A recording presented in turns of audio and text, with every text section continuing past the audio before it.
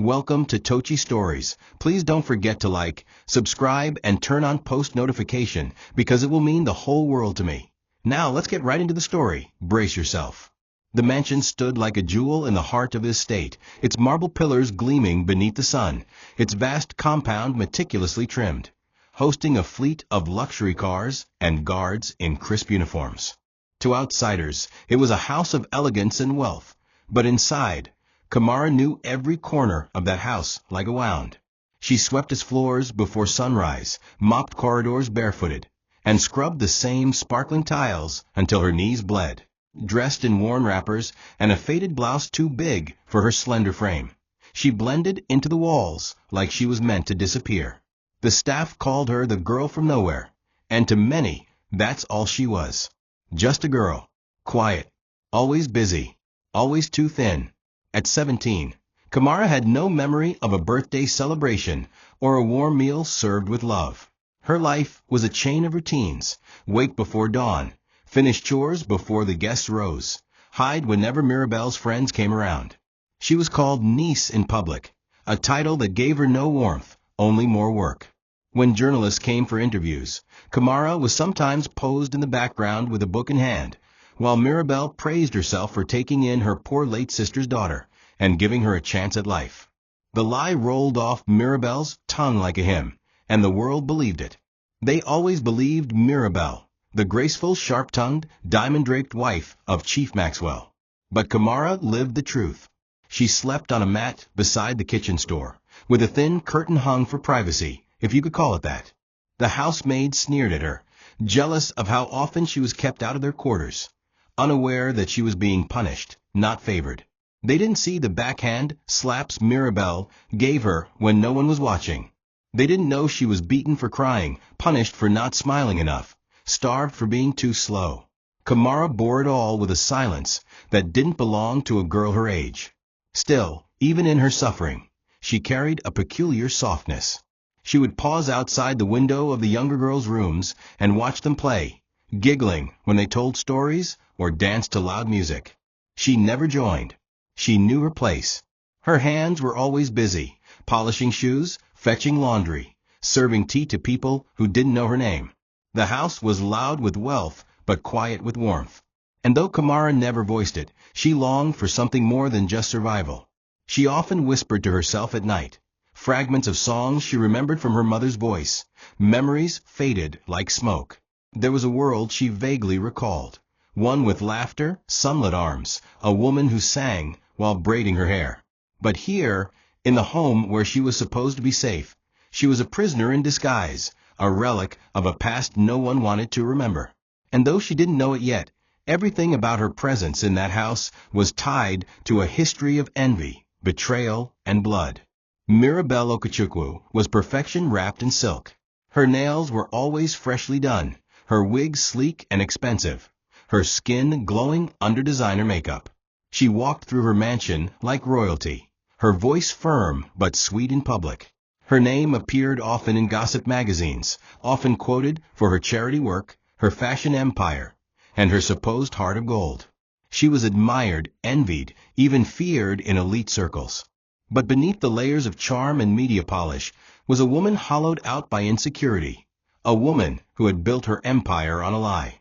And in the quiet moments, when cameras weren't rolling and guests weren't visiting, that's when Kamara met the real Mirabelle. A woman with cruelty in her eyes, who slapped without warning and screamed without reason. Mirabelle didn't see Kamara as family. She saw her as her late sister's ghost, a daily reminder of what she never was and would never be: kind, loved, genuinely beautiful, without effort. Kamara's resemblance to her mother, the woman Mirabelle secretly hated, was enough to fuel a decade of calculated torment. Mirabelle never forgave her sister for being chosen first, for being the one Chief Maxwell loved before he ever noticed her. Amara had been soft-spoken, graceful, and brilliant, while Mirabelle had been loud, aggressive, and overlooked. But she'd played the long game, manipulating Maxwell during a rough patch, pretending to be a comforter, a listener, a friend. When Amara died in that fire, it was Mirabelle who took control of the grief, the narrative, and eventually the man. She erased the past like a smudge, marrying Maxwell within a year and locking away any memory of her sister, except for Kamara. At first, she considered leaving the child at an orphanage. But then she realized something. If she kept Kamara, she could control her. And better still, she could use her to cleanse her public image. Raising my sister's daughter made her look noble. Taking in an orphan made her look compassionate.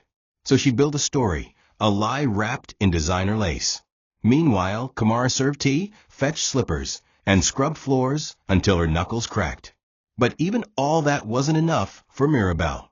She found pleasure in Kamara's suffering. It was like vengeance against a ghost she couldn't kill. When Kamara cried, Mirabelle mocked her. When she smiled, Mirabelle found something to ruin. And as Kamara grew into a stunning young woman, her cheekbones sharpening like her mother's, her eyes growing more defiant, Mirabelle's rage grew thicker. She began restricting Kamara more, forbidding her from speaking to guests, banning her from leaving the compound. She spread rumors among the staff that Kamara was mentally unstable, emotionally manipulative. Every kindness Kamara received was snatched away. And still Kamara endured. Quiet, obedient, but not blind. The girl saw more than she let on. She watched Mirabelle closely, memorized her words, knew when her voice tightened in fear and when it rose in panic. And deep down, Kamara began to sense something no one else had the courage to say aloud, that Mirabelle's hatred wasn't just rooted in bitterness. It was rooted in guilt. The truth, buried under years of silence and wealth, began long before Kamara could speak. Her mother, Amara, had been the first daughter of a respected middle-class family, graceful, intelligent, and admired by many. When she met Maxwell, he was still rising in the business world, and their love blossomed like a quiet flame. People envied them. They were perfect, until Mirabelle, the younger, overlooked sister, started weaving herself into their lives. At first, it was innocent, helping out, offering to cook, being present during fights. But over time, her interest grew sharper, more possessive. When Amara got pregnant, Mirabelle's envy snapped. She told lies, stirred tension, manipulated moments. Slowly, she began to make Maxwell doubt Amara, accusing her of cheating, of being emotionally unstable. Amara, confused by his coldness, withdrew quietly, giving birth to Kamara in sorrow, not joy. She sensed something was wrong, but never imagined it was her own sister's betrayal. Then came the fire, a blaze that consumed the guest house Amara had moved into after separating from Maxwell. The official story was faulty wiring. But neighbors had heard shouting that night. They'd seen Mirabelle visiting earlier that day. No one investigated. And when the flames died, Amara's body was found, her baby rescued by a housekeeper. That baby was Kamara, barely a year old. And with Amara dead and Maxwell devastated, it was Mirabelle who stepped forward to take control. She comforted Maxwell through his grief, moved into the main house, and just like that, rewrote the story. Kamara grew up never knowing her mother. Only fragments remained. A bracelet she wasn't allowed to wear, a lullaby she sometimes hummed without knowing why. Every time she asked about her past, Mirabelle's answer was the same. Your mother was weak. I gave you what she couldn't.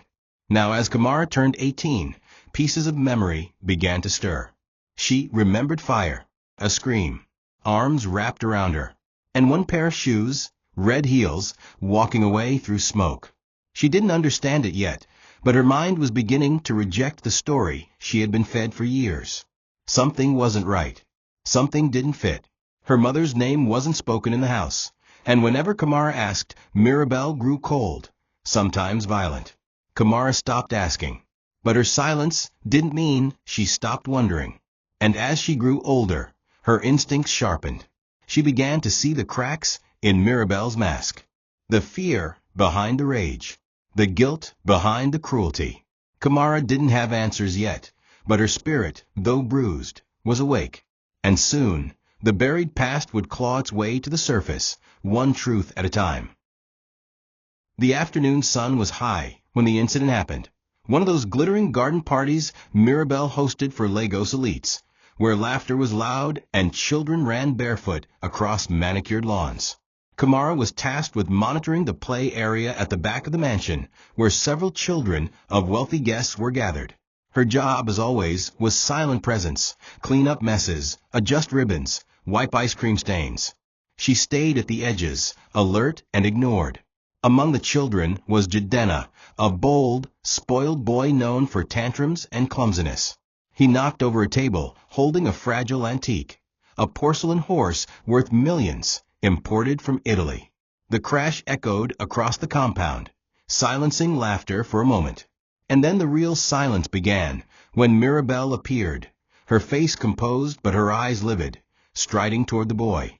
She took Jidenna by the arm, smiled thinly at the parents, and said, "Let me speak to him inside for a moment." No one questioned her. After all, this was the graceful lady of the house, a beloved hostess. But Kamara followed at a distance, uncertain why unease bloomed in her chest. Inside the hallway, she caught the edge of a scream before the door slammed shut. A minute passed. Then another. Then another. Kamara dared to approach the door. She heard a thud, another sharp cry, then complete silence. When Mirabelle emerged, her face was flushed and breathing shallow, but she simply said, "Clean up the boy." He fell. Kamara entered the room cautiously, and there lay Jidenna, motionless, bleeding from the nose, his shirt torn, a red mark across his cheek, like a whip. Kamara gasped and knelt beside him, placing 2 fingers on his pulse. It was faint. Kamara screamed for help. Staff rushed in. The child was taken to the hospital. Mirabelle feigned panic, blaming a seizure, but her voice trembled, not from grief, but from fear. Kamara watched her aunt's eyes dart wildly, calculating. That night, the news broke. Jidenna had died. His body showed signs of trauma. And before Kamara could understand what was happening, the world began to collapse around her.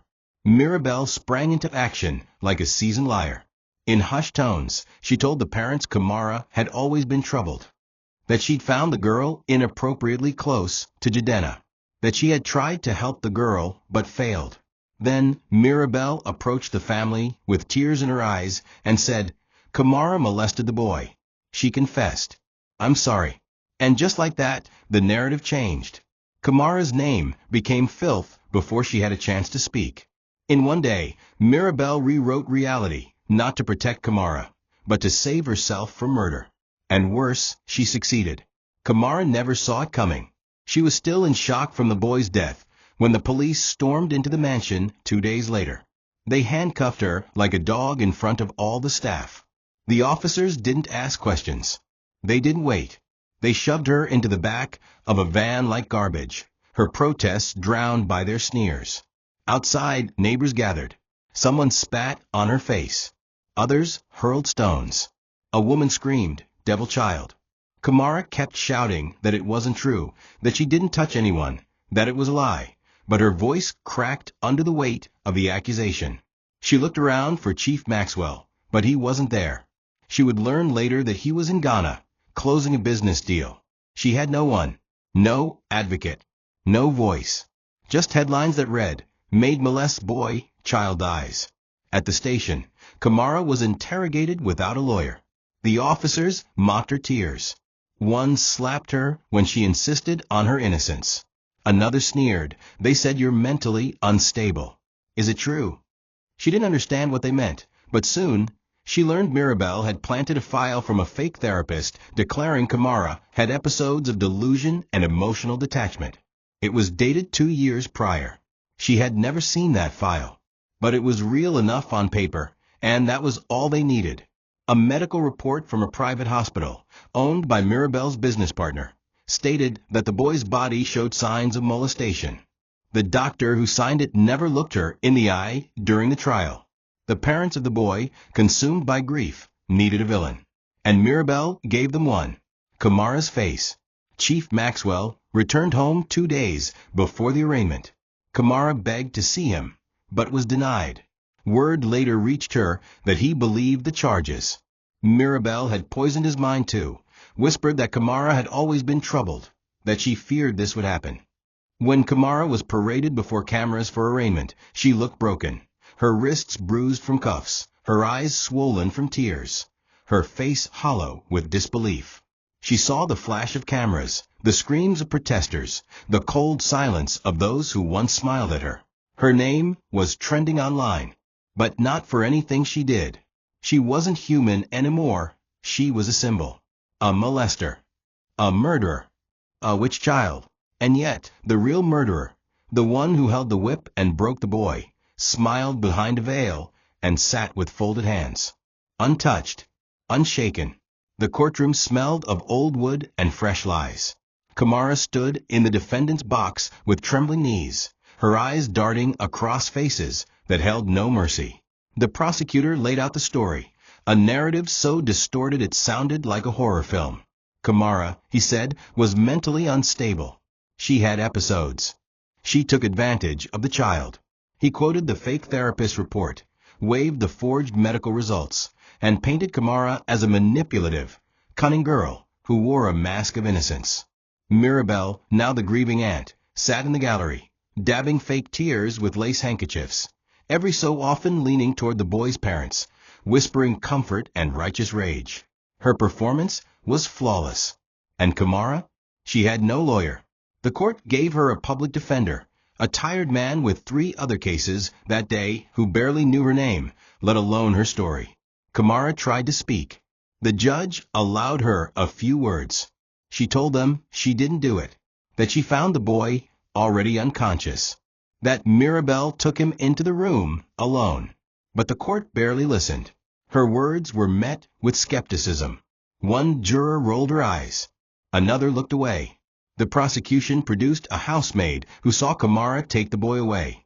That maid was paid. Another claimed Kamara was jealous of other children. Paid again. The evidence, all forged, all doctored, was waved around like gospel. The child's parents sobbed in court. And Kamara?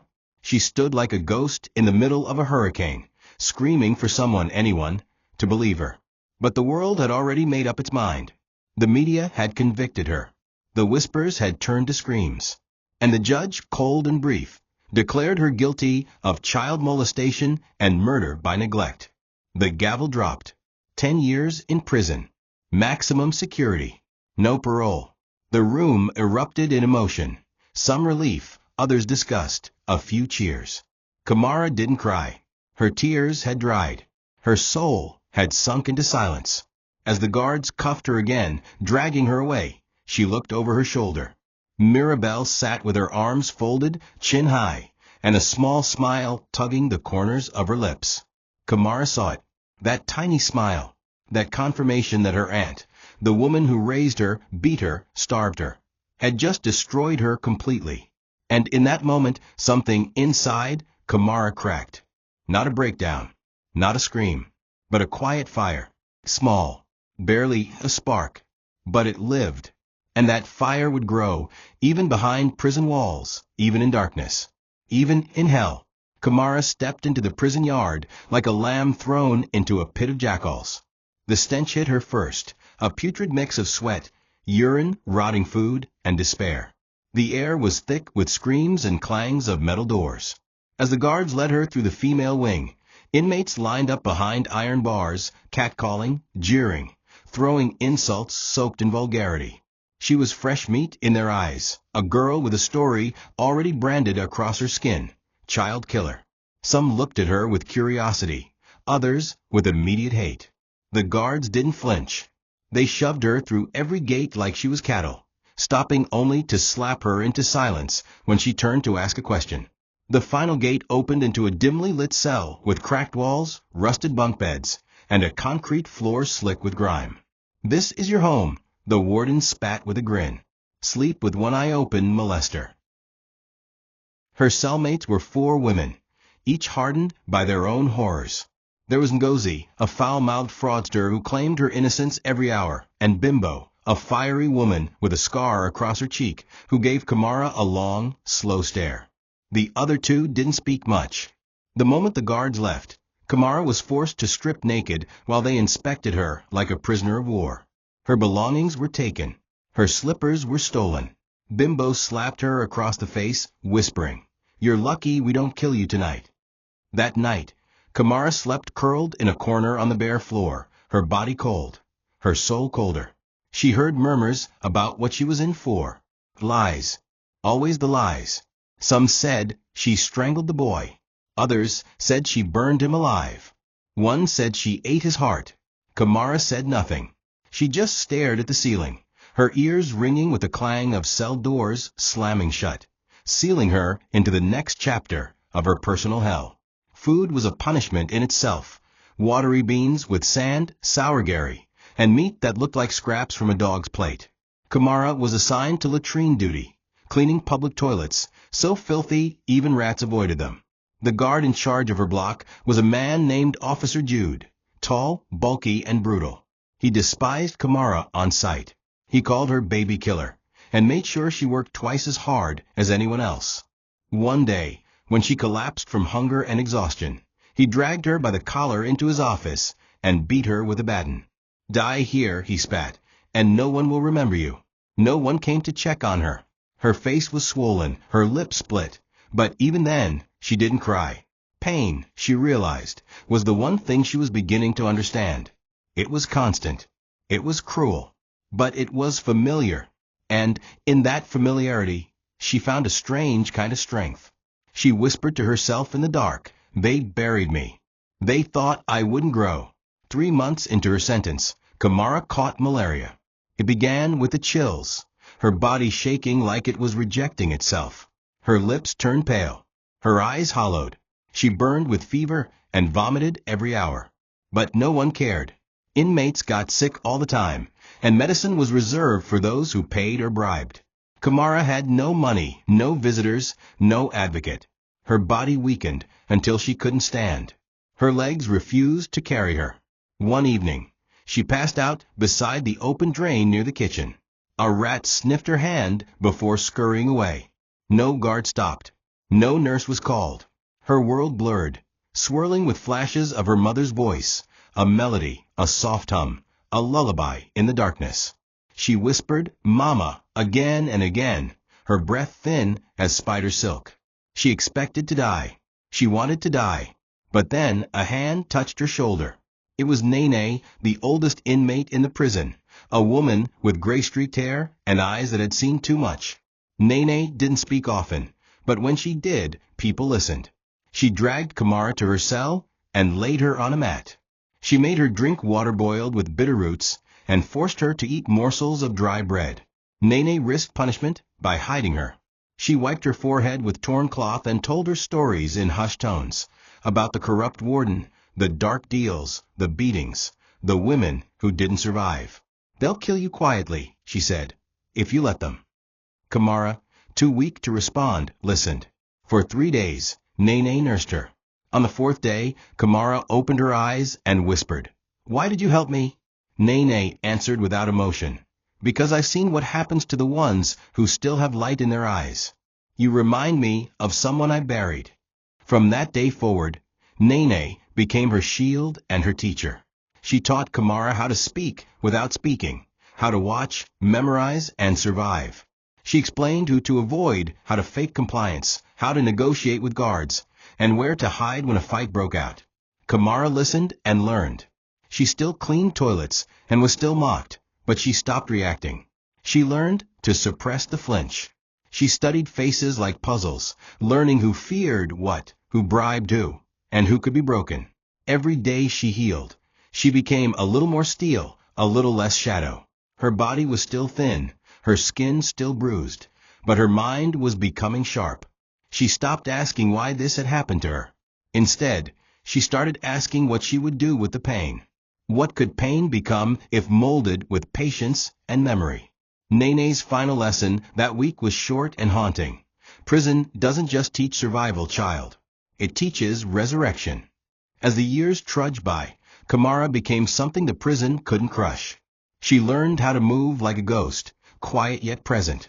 She volunteered to work in the prison library, sorting outdated textbooks, torn novels, and legal pamphlets no one read. She taught herself how to read between the lines, how to search for codes in silence. The guards overlooked her now, assuming she had been broken like the others. But they didn't notice the girl who watched every interaction, who memorized the name of every officer who received a bribe or made a deal behind locked doors. Kamara began to write in a tiny notebook hidden in the lining of her prison blouse. It contained dates, faces, words, a blueprint of rot. She wasn't planning escape. No. She was building a map for the day she'd walk out legally, prepared to tear down everything Mirabelle had built on her suffering. The violence didn't stop. Fights were common. Women were dragged out in the night, returned with bruises, or not returned at all. Kamara kept her head down, but never her eyes. Her scarred body became lean and solid. Her face hardened. When new inmates arrived, they mistook her silence for weakness, until they saw the way even the fiercest inmates stepped aside when she passed. She never raised her voice, never fought, but there was something terrifying about her calm, about the way she carried invisible wounds with dignity. She buried her memories deep, but sometimes they clawed their way out, dreams of the fire, of her mother's voice, of Jadena's lifeless body. Still, she didn't weep anymore. She had no more tears, only flame. Nene called her Stone Girl now. "You were clay when you came in," she said one day while peeling beans. "Now you're stone. But remember this, even stone can cut." Kamara understood. She began teaching herself the law, reading criminal codes, studying court cases, memorizing statutes. She paid attention to visiting clerks, mimicking their language, listening to how legal power moved. At night, she wrote letters, not to her aunt or the press, but to herself. Truths she wanted to remember. Her mother's laugh. The exact words Mirabelle used that day. The fake therapist's name.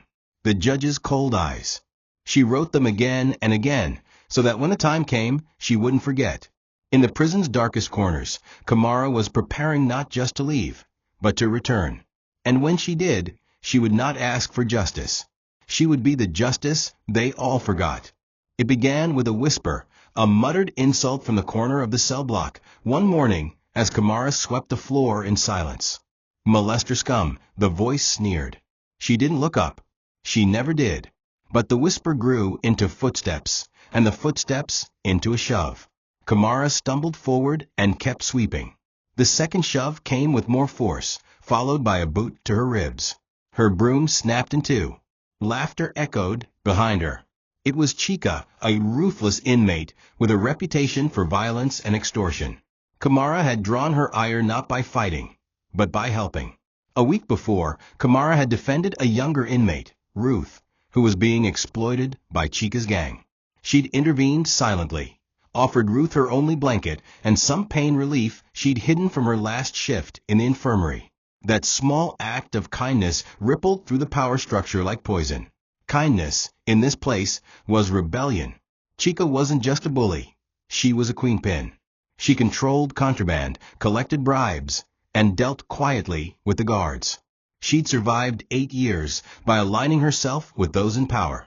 Kamara's silent strength, her refusal to bow, was a challenge Chica couldn't ignore. Within days, Kamara's mattress disappeared. Her food portions were cut in half. Her library duties were suddenly revoked by a guard who owed Chica favors. One night, while she was asleep, someone slashed the thin fabric of her shirt and left a rusty blade under her mat. The message was clear. She wasn't untouchable. The beating came 3 days later. Kamara was ambushed during laundry duty. 3 women cornered her by the water tanks, held her down, and cut a jagged line across her upper arm with a sharpened toothbrush melted into plastic. Blood soaked her blouse. No guards came. No alarms rang.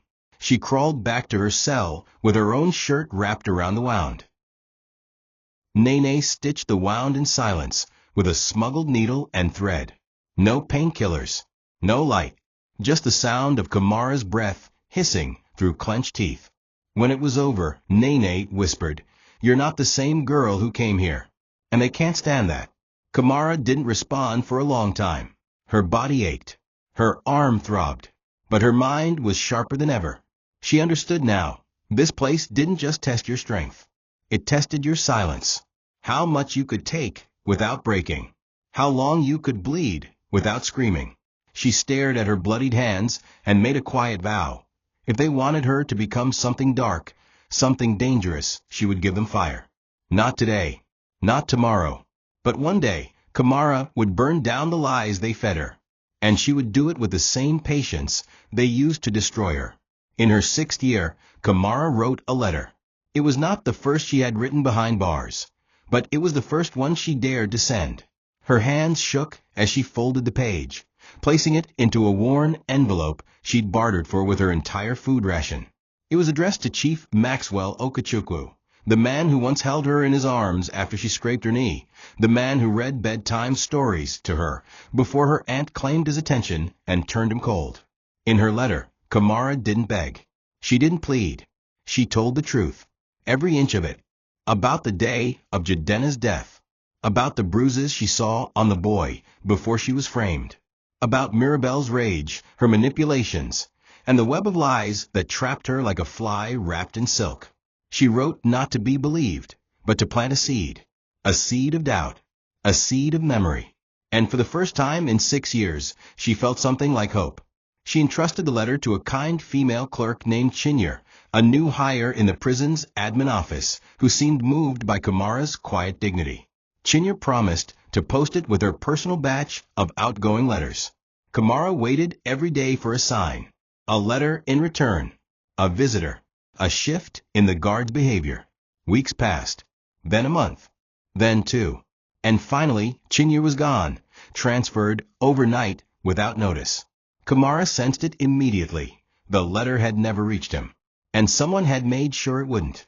Her suspicions were confirmed when she was summoned by Officer Jude and dragged into his office. There, sitting on his desk, was the letter, opened, smeared with dirt, and torn in 2. He picked it up like a trophy and said, "You don't get to cry to rich men from here. You rot like the rest." Then he slapped her hard across the mouth. She didn't cry. She didn't even blink. Her face bled from the corner of her lip, and her eyes met his with a calm so cold it made him pause. That night, Kamara sat in her cell and stared at her stitched arm, the growing pile of memories. And now this, a letter meant to pierce through the lies that never left the cage. She lay awake thinking about Chief Maxwell, where he was, what he knew, what he didn't. Did he think of her? Did he believe the headlines? Had he ever wondered why his wife was so quick to accuse? She didn't know. But the letter incident confirmed something vital. Mirabelle was still watching her, still afraid, and that meant Kamara still had power. It wasn't freedom. It wasn't justice. But it was a weapon, and weapons, even broken ones, could still strike when sharpened. She reached under her bed, pulled out her secret notebook, and scribbled something across a blank page. Letters can be burned, but truth? Truth always has a mouth. From year 7 to 10, Kamara vanished, not physically, but strategically. She became so quiet, so mechanical, that guards began to overlook her. She volunteered in the kitchen, watching which staff took food bribes, who stole, who drank on duty. She memorized schedules. She learned which officers were desperate for money and which were too proud. She returned to the library job and began copying legal books into her notebook. She studied her own case, revisiting court transcripts, false witness statements, forgeries. She even pieced together the original name of the doctor who signed the boy's autopsy. His credentials were fake. She confirmed it one morning while reading a dusty report on unlicensed clinics. That day, Kamara didn't speak, didn't eat. She just sat in the corner of the yard with her head tilted toward the sun. She was remembering, not just what had been done to her, but how. The prison became her classroom, her testing ground. She began sending small letters to journalists using sympathetic clerks. Not full accusations, just pieces of information. A warden stealing medicine, a guard who beat inmates, a nurse selling expired drugs. The letters weren't signed, but they caused waves. Investigations were launched. Officers were suspended. One even arrested. Kamara smiled quietly as the cracks formed. She wasn't just surviving anymore. She was learning how to destroy without lifting a finger. The fire that once threatened to consume her was now something she carried inside, not to burn herself, but to burn bridges, expose lies, and melt the gold masks people like Mirabelle wore. Her revenge wasn't loud. It was crawling, infectious, patient. One morning, Nene found her sitting in the yard alone, staring at a worn bracelet Kamara had hidden for years. A cheap thing with chipped beads, once her mother's. Nene sat beside her, bones creaking, and said softly, "You'll leave here one day. And when you do, don't just be free. Be fire." Kamara nodded. Her voice barely more than breath, she whispered, "I'm not just leaving. I'm returning." She didn't cry. She hadn't cried in years. But her eyes shone with something more dangerous than sadness. It was intent. She would leave this prison not as a victim, not even as a survivor, but as a reckoning. The girl they buried behind lies was long dead. What remained now was a woman with scars, with silence sharpened like blades, and a memory that would not let her forget. Her sentence might have been 10 years, but her vengeance had no expiration. The day of her release came with no ceremony, no apology, no recognition, no acknowledgement that she had survived a cage designed to break her. A guard tapped her cell bars at dawn with a baton and grunted, "Pack." That was it. No escort, no farewell, no escorting crowd of curious journalists. After 10 years of hell, Kamara stepped out of the prison gates with a small plastic bag that held a threadbare sweater, her secret notebook, and a broken bracelet she'd worn around her ankle like a secret shackle. The sunlight burned her skin. It had been years since she had seen an open sky without bars in front of it. Her body had changed, leaner, hardened, her back straighter. But it was her eyes that revealed her truth. They didn't blink in the sun. They didn't tear. They simply stared at the world like it owed her something, and she had come to collect. No one came to pick her up. She walked for hours along the edge of the highway, her slippers thin and torn. She found a roadside kiosk and bought the cheapest water sachet she could find, sipping slowly, as though her body had forgotten what freedom tasted like. People passed her by without glancing twice. She looked like any other broken woman who had seen too much. That anonymity was a blessing. Kamara didn't want to be noticed. Not yet. She found shelter that night in an abandoned kiosk behind a church, where she curled up on a wooden bench and wrapped her arms around her knees. The dreams came again, flames, red heels walking through smoke, a boy's lifeless face. But she no longer woke with screams. She woke with stillness. Her hand gripped the hidden notebook beneath her blouse as if it were a weapon, because in her world it was. She spent the next weeks cleaning herself up. She sold empty bottles, worked in roadside kitchens, listened more than she spoke.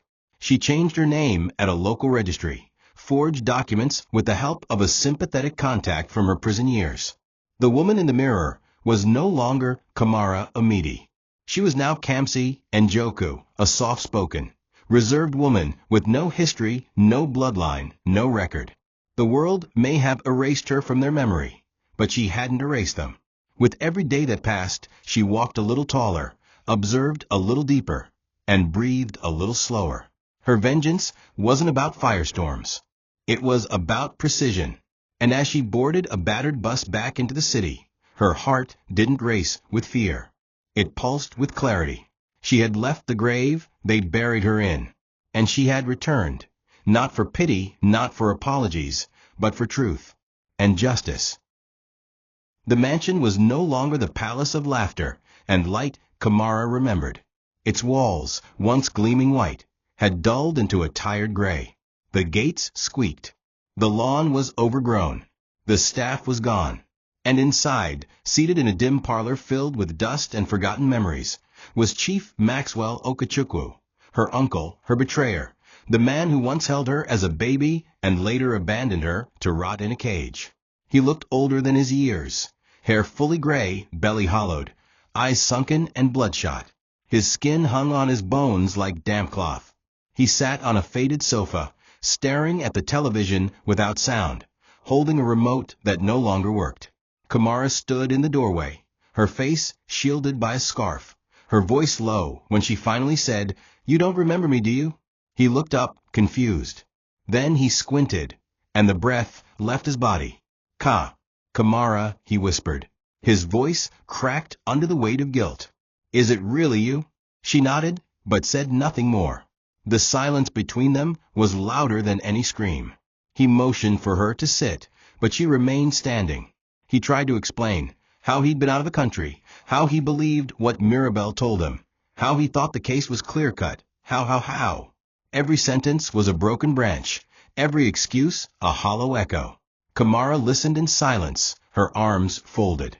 "I didn't know," he whispered again. "I swear to God I didn't know." She finally spoke, her voice flat. "But you didn't ask.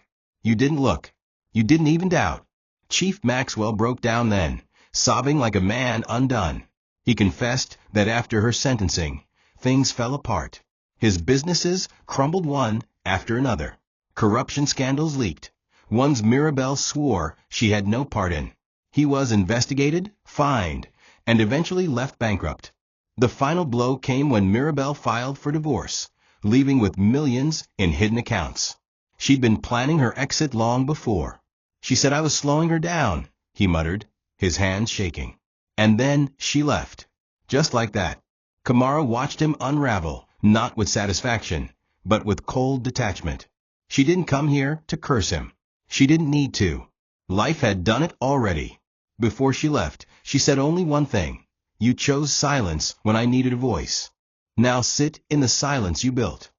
And without waiting for a response, she turned and walked out into the dusk, her shadow long behind her, but her mission still burning ahead.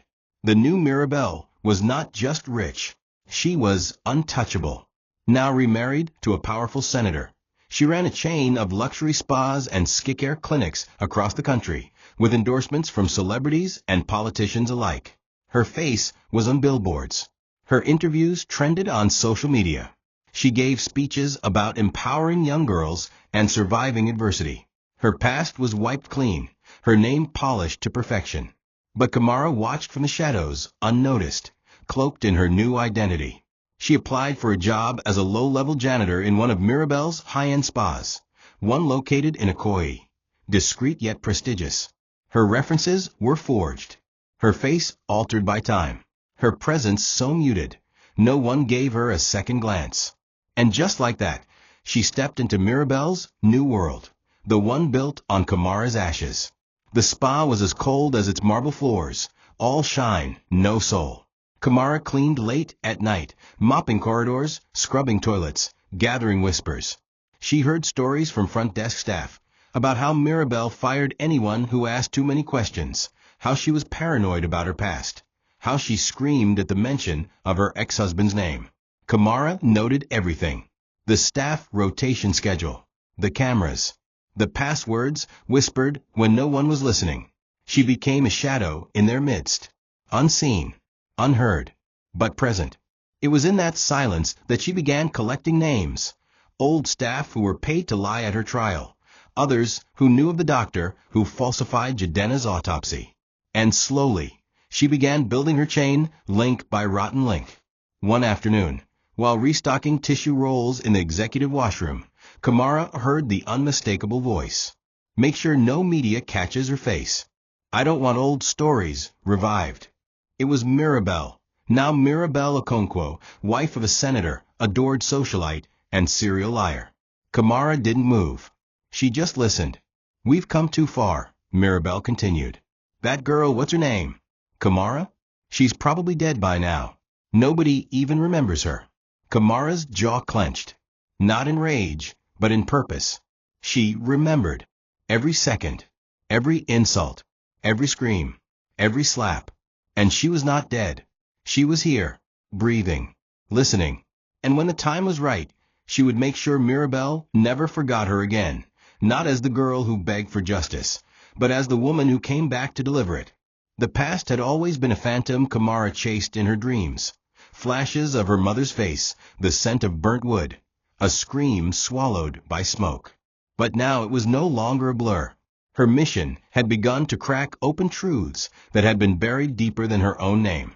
One of the spa's drivers, a quiet, elderly man named Chucks, had once worked in Chief Maxwell's household, back when Amara, Kamara's mother, was still alive. Over time, Kamara gained his trust by treating him kindly, offering him water after shifts, and greeting him in respectful Igbo. One evening, While waiting in the garage for Mirabelle's convoy, he casually remarked, "You remind me of her, the one from long ago. The good one." Kamara's heart clenched, but she said nothing. She knew this was the beginning. Over the following weeks, she encouraged more conversations, until one night, while sitting on the back porch, he said it plainly. "I saw her that night. I saw what your aunt did, but I was too afraid to speak." According to Chucks, Amara had confronted Mirabelle the night of the fire, screaming at her for stealing Maxwell, for lying, for poisoning everything she had left. Kamara had been only a baby, asleep in the guest house. The fight was vicious. Chucks had overheard it while watering the garden. He said Mirabelle stormed out first, seething with rage, and minutes later, flames erupted from the back windows. Amara had screamed for help, but Chucks was frozen. He ran to call for help, but by the time he returned, the fire had consumed the entrance. Amara had been trapped. Kamara was found later, covered in soot and unconscious, cradled by the same housemaid who later mysteriously disappeared. The official story claimed faulty wiring, but Chucks remembered something else, a gas canister left by the side of the wall, one that had never been there before. "They covered it up," he whispered. "Your aunt made it all go away." Kamara didn't speak for a long time. Her hands trembled. Her mother had been murdered. The fire hadn't been fate, it was rage. Premeditated or not, Mirabelle had walked away while her own sister screamed. Kamara's chest felt like it was cracking open. Her entire life, her mother's death, the abuse, the imprisonment, all stemmed from that night. Mirabelle didn't just frame her years later. She had destroyed her family long before Kamara ever had a voice. And now that voice was awake. Kamara looked Chucks in the eye and said, "Would you tell the truth? If I ask you?" He hesitated, then nodded. "It's time," he said quietly.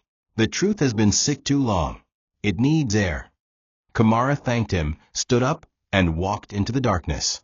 Her fists were clenched. Her throat was dry. But her purpose had never been clearer. This was no longer about revenge. This was about resurrection, of her name, her mother's memory, and the fire that would now spread in Mirabelle's direction. Kamara began her quiet war the way all revolutions start, from the inside. She compiled every piece of evidence, names, addresses, voice notes from former staff, bank transactions, audio clips from the spa's back office, even the recording of Chuck's confession. She tracked down the nurse who had helped Mirabelle cover up the death of Jadena, now working in a private maternity clinic under a false name. Kamara approached her as a journalist researching false molestation cases. The woman denied everything at first. But once Kamara showed her a copy of the forged autopsy report, signed with the nurse's initials, her face drained of color. "I was young. I was paid. She said it was just to protect the family," the nurse whispered, trembling. Kamara recorded every word. "Will you testify?" Kamara asked softly. The woman said nothing for a while, then nodded slowly. I can't carry this anymore." Another crack in Mirabelle's empire. But Kamara didn't stop there. She reached out to a female investigative journalist, known for exposing elite corruption, Adora Naji. She met Adora anonymously at a bus stop, dressed like a cleaner, face hidden under a wide scarf. She gave her a flash drive containing everything. "I'm one of her victims," Kamara said simply. "I'm the girl she buried." Adora was skeptical at first, until she listened to the recordings, the timeline, the details, the doctor's falsified license, the nurse's voice, the pictures of the gas canister site, the prison letters that never arrived. "My God," she whispered, holding her mouth. "You were framed. All these years." Kamara nodded. "And I'm not done yet." Adora promised to keep her identity hidden, until Kamara said otherwise. She would wait for Kamara to strike first. The journalist's exposé would be the final explosion, but Kamara needed to light the fuse herself. Her next move was personal. She targeted the warden who had abused her for years. Officer Jude, now promoted to head of security at a different correctional facility. She sent anonymous tips to authorities about his brutality, backed by statements from former inmates, some of whom Kamara paid to come forward. Within a week, Jude was suspended. When reporters came sniffing, Kamara leaked his connection to the falsified letter he destroyed, proof that he'd intercepted her mail and was part of a conspiracy to silence a prisoner. As headlines emerged, Mirabelle began to panic. Kamara, still in her janitor uniform, heard her screaming over the phone one evening, yelling about damage control and finding the leak. Kamara smiled in the shadows, her mop still wet. One by one, the people who played a role in her destruction were being dragged out of their dark corners. Their names, once buried beneath wealth and power, were now being pulled into the light. Kamara didn't need to scream. She let the truth scream for her. The charity gala was the pinnacle of Mirabelle's new life, a televised event hosted in a golden ballroom, filled with celebrities, politicians, and wealthy benefactors. Mirabelle arrived in a silver gown, diamond earrings glittering like halos of status, her smile wide and rehearsed. She gave a speech about forgiveness, second chances, and empowering forgotten girls. Cameras flashed. Applause followed. But just as she raised her champagne glass, the double doors at the back opened, and silence fell like a curse. A tall, slender woman stepped through the entrance, dressed in a deep navy gown that shimmered like night. Her natural hair was woven into an elegant crown. Her face was calm, her steps unhurried. And though 10 years had changed her body, though time had sculpted her features, Mirabelle recognized her instantly.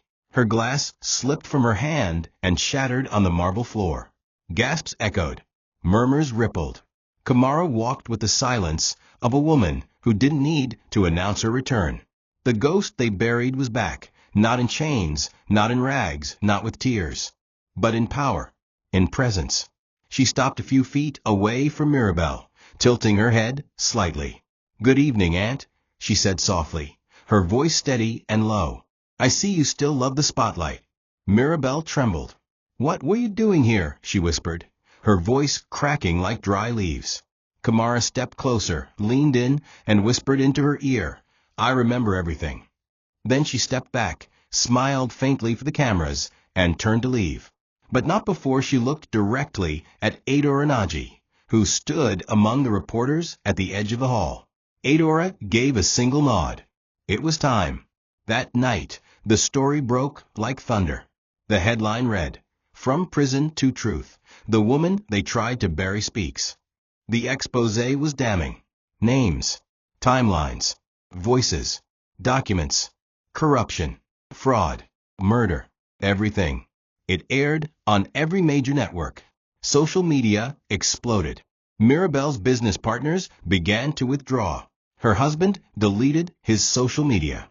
The spa chain's website went down. Clients canceled appointments. Investors froze funds.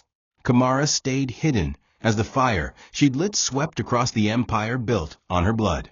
But it wasn't just about destruction. It was about restoration. The public began to ask questions. Who was the girl they framed? Who was the woman who returned? And as the world finally began to believe the story Kamara had waited 10 years to tell, the dead girl, the buried voice, the forgotten name, had risen again. And this time, she was not alone. The downfall of Mirabelle Okonkwo came like a tidal wave, not swift, but unstoppable. After the exposé aired, journalists dug deeper. Every carefully constructed lie she had told began to unravel. Former employees came forward with their own accounts of threats, cover-ups, forged payments, and hush deals. The media, once dazzled by her fashion and philanthropy, now salivated over the juicy rot beneath the surface. Her business accounts were frozen within 72 hours. Her husband, Senator Okonkwo, was exposed for laundering money through her spa franchises and was arrested in a midnight raid. Videos of the arrest flooded social media, showing the senator shouting that he was set up by that woman. Mirabelle was left alone, the walls of wealth stripped bare, her face on the front page not for her beauty, but for the lies she told and the lives she broke. Mirabelle tried to fight back. She called for press conferences. She cried. She blamed political enemies. But no one listened. Her tears had expired. Kamara's face, calm, poised, unbroken, had become a symbol. Schools taught her story. Activists marched with her name printed on banners. justice for Kamara. But the final blow came not from a court, not from Kamara, but from the people she once paid to lie. The former housemaid, the nurse, and the forged doctor all testified before an independent judicial panel. One by one, they told the truth. They described how Mirabelle had staged everything, how she beat the boy who died, how she paid for the molestation story, how Kamara had begged for help and no one listened. When the panel concluded, it was unanimous. Mirabelle had orchestrated one of the worst wrongful convictions in recent memory. Mirabelle was arrested 2 weeks later, ironically, in the same white dress she wore to the charity gala. As officers cuffed her hands and read her rights, she stared at the reporters swarming her gate. But she wasn't angry. She was afraid. Her world, once wrapped in gold and diamonds, was now reduced to orange jumpsuits and metal doors. In court, her voice was hoarse. Her lawyers pleaded for bail, citing stress and mental breakdown. But the judge, an elderly woman with sharp eyes, denied her plea. Let her sit where she once sent another woman to rot. The crowd in the courtroom erupted in applause. Kamara didn't attend the trial. She didn't need to. She watched from her small apartment, sipping tea. She didn't want revenge anymore. That part of her had died. This was justice. And justice didn't scream. It watched. It endured. And it never forgot. Weeks after Mirabelle's arrest, Kamara returned to the place where it all began, a small, forgotten graveyard at the edge of Enugu, overgrown with weeds and silence.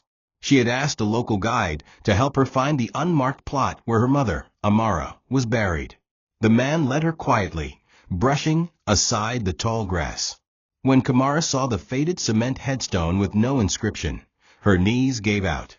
She knelt there, tears running down her face, but this time not from sorrow, from release. For 10 years, she had carried a flame inside her, one that burned through injustice, betrayal, isolation, and pain.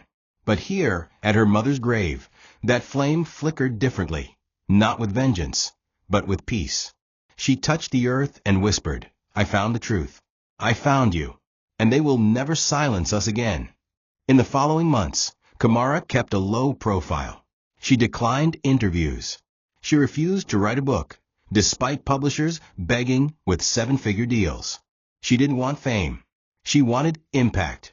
Quietly, she used her compensation money, a court-mandated settlement for wrongful imprisonment, to open a foundation called the Second Voice. It provided legal aid and mental health support for women in prison who were victims of false accusations. She hired ex-inmates. She trained paralegals. She funded investigative journalists. Adora became a partner. Chucks, the old driver, now lived comfortably in a house Kamara bought him, in gratitude for the truth he finally spoke. Nene, her cellmate and teacher, had passed away the year before, but Kamara donated a library in her name, inside the prison they once called hell. The city would never forget what happened. Statues are not always made of stone. Sometimes they live in silence, in legacy, in names whispered with reverence.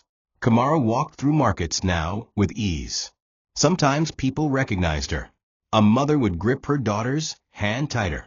A young girl would wave shyly. Kamara always smiled. But she never returned to the mansion. She never wrote Mirabelle's name again. That chapter was done. One afternoon, as she sat at her desk overlooking a dusty courtyard, a young girl, barely 15, wrongfully accused of theft, walked into her office for legal help. Kamara stood, offered her a chair, and said softly, "You're not alone. You're never alone again." And just like that, the story ended where it began, with a girl no one saw becoming a woman the world could never forget. Thank you for watching this video. What did you learn from this story? Drop it in the comments. Please make sure you like, comment, and subscribe to my YouTube channel TOCHI Stories for more.